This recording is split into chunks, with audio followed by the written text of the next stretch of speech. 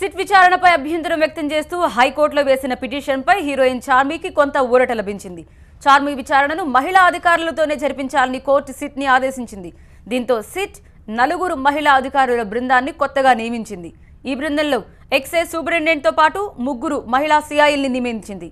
చార్మీ అంగీకారం లేకుండా blood samples తీసుకోవద్దని కోర్టు ఆదేశించింది. దీంతో కోర్టు తీర్పు ప్రకారమే నడుచుకోనున్నారు సిట్ అధికారులు. మరోవైపు కోర్టు ఆదేశాలతో ఉదయం 10 గంటల నుంచి సాయంత్రం 5 గంటల వరకు విచారణ కొనసాగించనున్నారు. న్యాయవాది సమక్షంలో ఇంట్రాగేషన్ చేయాలన్న వాదనల్ని మాత్రం కోర్టు తోసిపుచ్చడంతో విచారణకు ఒంటరిగా వెళ్లనుంది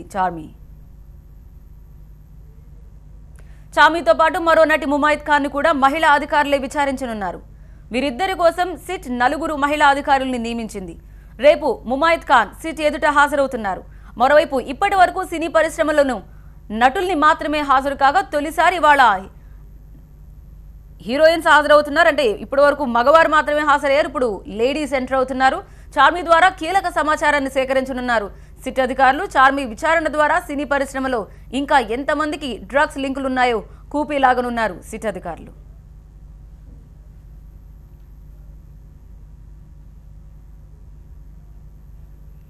అబ్కారీ ఆఫీస్ వద్ద మా ప్రతినిధి విజయ్ అందుబాటులో ఉన్నారు, లైవ్ లో జాయిన్ అవుతున్నారు. విజయ్, ఇంకా టెక్నికల్ గా ఇంకా ఏ డీటెయిల్స్ మీకు అందుతున్నాయి? 4 మహిళా అధికారులు నియమించబోతున్నట్టుగా తెలుస్తోంది. సో వాళ్ళకి సంబంధించిన ఇన్ఫర్మేషన్ ఏమైనా మీ దగ్గర ఉందా? ఎక్సైజ్ ఎన్ఫోర్స్మెంట్లో ఉన్నటువంటి ఒక మహిళా ఎక్సైజ్ సూపరింటెండెంట్తో పాటుగా 3 మహిళా ఇన్స్పెక్టర్లు ఈ ఇన్వెస్టిగేషన్లో పాల్గొనబోతున్నారు. చార్మీ చేసినటువంటి ఈ కాంట్రవర్షియల్ ఇష్యూ అయితే ఉందో కోర్టుకు వెళ్ళడాన్ని అటు సిట్ కూడా ఇప్పటికీ రెడీగా ఉంది. ఎందుకంటే ఆమె వెళ్ళినటువంటి కోర్టుకు వెళ్ళిన దాంట్లో ఆమె 4 రిలీఫ్స్ అడిగితే కేవలం 1 రిలీఫ్ మాత్రమే ఆమెకు వచ్చింది. అది కేవలం బ్లడ్ శాంపుల్ తీసుకోవద్దన్న నిబంధన ఉంది. మిగతా అంతా కూడా సుప్రీంకోర్టు గైడ్లైన్స్ ప్రకారమే ఇన్వెస్టిగేషన్ చేస్తున్నామనేది ఎక్సైజ్ ఎన్ఫోర్స్మెంట్ చెప్తుంది. కాబట్టి ఎక్సైజ్ సూపరింటెండెంట్ శ్రీదేవి నేతృత్వంలో ఇన్స్పెక్టర్ జయలక్ష్మితో పాటుగా మరొక 2 ఇన్స్పెక్టర్లు మొత్తం 4 సభ్యులతో కూడినటువంటి టీం చార్మీని విచారించడానికి సిద్ధమైంది. అయితే వాళ్ళ 4కి అసిస్ట్ చేయడం కోసం ఇప్పటికే సిట్ అధికారులు శ్రీలం శ్రీనివాస్ కావచ్చు, ఇన్స్పెక్టర్ శ్రీనివాస్ వీళ్ళిద్దరు కూడా రెడీగా ఉన్నారు. వాళ్ళు క్వశ్చనేర్ ఇస్తారు, వాళ్ళకి ఎక్సైజ్ సూపరింటెండెంట్కి బ్రీఫ్ చేస్తారు. వాళ్ళు చార్మీ దగ్గర నుంచి కొంత సమాచారాన్ని సేకరిస్తున్నారు. ఓవరాల్గా ఈరోజు చార్మీకి సంబంధించిన విచారణ మాత్రం కొంత ఇన్వెస్టిగేషన్ అంతా కూడా చాలా కొంత ఫాస్ట్గానే జరిగే అవకాశం కనిపిస్తుంది. ఇచ్చినటువంటి టైం 10 to 5 కాబట్టి ఆ టైంలోపు అంతా ఏం జరిగింది, అసలు క్యాల్విన్తో ఎట్లాంటి సంబంధాలు, ఈ వివరాలన్నింటి కూడా ఆమె అడిగి వీళ్ళందరూ ఆమెను అడిగి తెలుసుకునే అవకాశం కనిపిస్తుంది. అటు కోర్టు కూడా ఆదేశాలు ఇచ్చింది. ప్రతి విషయాన్ని కూడా ఆమె సిట్ కార్యాలయానికి వచ్చిన నిమిషం నుంచి కూడా ఆడియో వీడియో రికార్డులు ఉండాలంటూ ఆదేశించింది. కాబట్టి ప్రతి మూమెంట్ కూడా వాళ్ళు వీడియో రికార్డింగ్ చేసే అవకాశం కనిపిస్తుంది. ఒకవేళ కోఆపరేట్ చేస్తే ఈ రోజుతో ఇన్వెస్టిగేషన్ అవుతుంది, లేదంటే మాత్రం ఖచ్చితంగా మళ్ళీ విచారణ కూడా పిలిచేటువంటి అవకాశం అయితే కనిపిస్తుంది. ఈరోజు తెలవాల్సిందా కూడా కెల్విన్తో డైరెక్ట్గా సంబంధం ఉంది. అటు కెల్విన్ మొబైల్లో చార్మీ మొబైల్ నెంబర్ ఉంది. దాంతోపాటుగా అటు చార్మీ దాదా అనే పేరుతో ఆ క్యాల్విన్ మొబైల్ నెంబర్ ఫీడ్ చేసుకున్నాడు. జ్యోతిలక్ష్మి ఆడియో రిలీజ్ ఫంక్షన్లో కూడా వాళ్ళు కలిసి సెల్ఫీలు దిగారు. ఇదంతా ఒకైతే అయితే ఆమెతో దాదాపుగా వాట్సాప్ మెసేజ్ 1000కి పైగా చార్మీ మొబైల్ నుంచి క్యాల్విన్కి మధ్యలో ఉన్నాయి. అంత క్లోజ్ అసోసియేషన్ చూసి కూడా సిట్ అధికారులు ఆశ్చర్యపోయారు. ఇంత రిలేషన్ అంటే క్యాల్విన్తో సంబంధం ఉండి కూడా తనకేం సంబంధం లేదంటామో ఆమె కోర్టుకు వెళ్ళడానికి కూడా సిట్ అధికారులు కొంత ఆశ్చర్యపోయారు. ఒకవేళ ఆమెకి ఏం సంబంధం లేకపోతే ఎందుకు కోర్టుకు వెళ్ళింది, విచారణకు ఎదుర్కోవడానికి ఎందుకు భయపడుతుందనే విషయాన్ని కూడా సిట్ అధికారులు చెప్తున్నారు. ఏదేమైనా కోర్టు ఆదేశాలు మేము ఎక్కడ దాటబోము, ఇన్వెస్టిగేషన్ టీం రెడీగా ఉంది. మహిళా అధికారులకు అంతా కూడా మేము బ్రీఫ్ చేశాము. వాళ్ళంతా కూడా క్షుణ్ణంగా ఆమెను క్వశ్చన్స్ అడుగుతారు, ఆమె దగ్గర నుంచి సమాధానం రాబట్టే ప్రయత్నం చేస్తారు. ఫోర్స్ఫుల్గా అడిగే ఉద్దేశం తమకుండదు. తాము ఇన్వెస్టిగేషన్లో భాగంగా అనేక క్వశ్చన్స్ అడుగుదాం, క్వశ్చన్ రెడీగా ఉంది. దాదాపు 100కు పైగా క్వశ్చన్స్ ఇప్పటివరకు మనం పూరి జగన్నాథ్ కావచ్చు, శ్యామ్కే నాయుడు, తరుణ్, నవదీప్, సుబ్బరాజు నిన్న చిన్న మొత్తం ఈ 6 సంబంధించి ఎక్కడ కూడా క్వశ్చన్స్ ఒక 40-50 వరకే ఉన్నాయి. కానీ ఈరోజు చార్మీకి వచ్చేసరికి మాత్రం 100కు పైగా క్వశ్చన్స్ ఉన్నాయి. ఎందుకంటే ఆమె ప్రతి విషయాన్ని కూడా చాలా క్షుణ్ణంగా, ఎందుకంటే కోర్టు అబ్జర్వేషన్లో ఉంది, కోర్టు మానిటరింగ్ చేస్తుంది. కాబట్టి ఏ ఇష్యూ కూడా జరగకుండా ఆమెను ప్రతి విషయాన్ని కూడా వాళ్ళు వీడియో రికార్డింగ్, ఆడియో రికార్డింగ్ ద్వారా రికార్డ్ చేయనున్నారు. ప్రతి అంశాన్ని కూడా అడిగి తెలుసుకునే ముందు ఆమెకు సంబంధించినటువంటి ఆమె కన్ఫెషన్ ఇచ్చిన తర్వాత ఆమె సంతకాన్ని కూడా తీసుకుంటారు. బ్లడ్ శాంపిల్ ఎక్కడ తీసుకోరు, కానీ ప్రతి విషయాన్ని కూడా అడిగి తెలుసుకునేటువంటి అవకాశం కనిపిస్తుంది. సిట్ అధికారులు ఈ 4 ఆఫీసర్లకు నిన్నంతా కూడా బ్రీఫ్ చేశారు.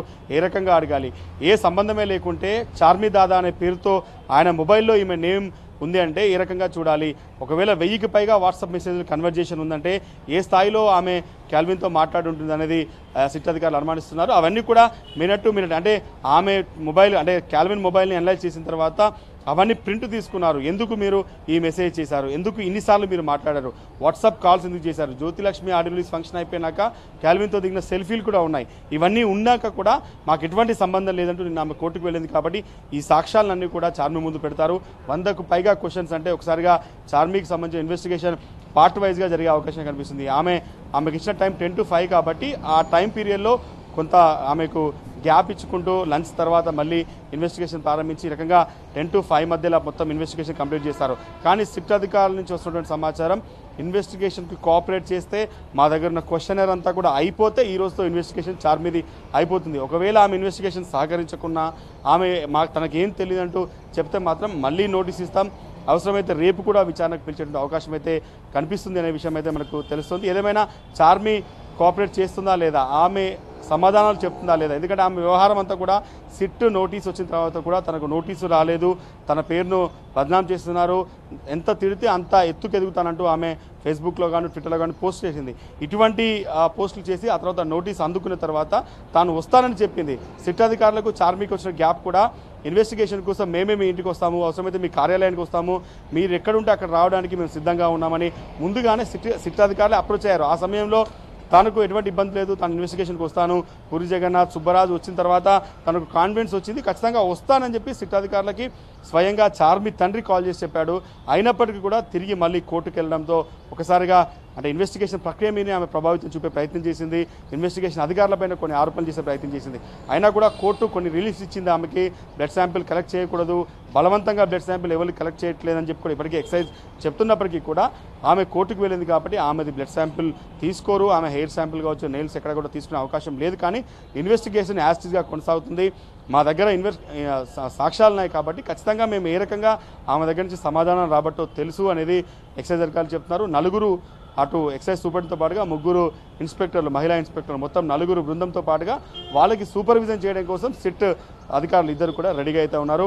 10 గంటలకల్లా చార్మి వచ్చేటువంటి అవకాశం కనిపిస్తుంది. ఆమె రాత్రి నుంచి కూడా ఇంట్లో లేదు, ఆఫీస్లో లేదు, అడ్వకేట్ సమక్షంలో ఉంది అనేది ప్రస్తుతానికైతే తెలుస్తుంది. కొద్దిసేపట్లోనే 10 గంటల తర్వాత ఆమె ఎక్సైజ్ ఎన్ఫోర్స్మెంట్ కార్యాలయానికి వచ్చిన తర్వాత ఇన్వెస్టిగేషన్ ప్రారంభమయ్యే అవకాశం అయితే కనిపిస్తుంది.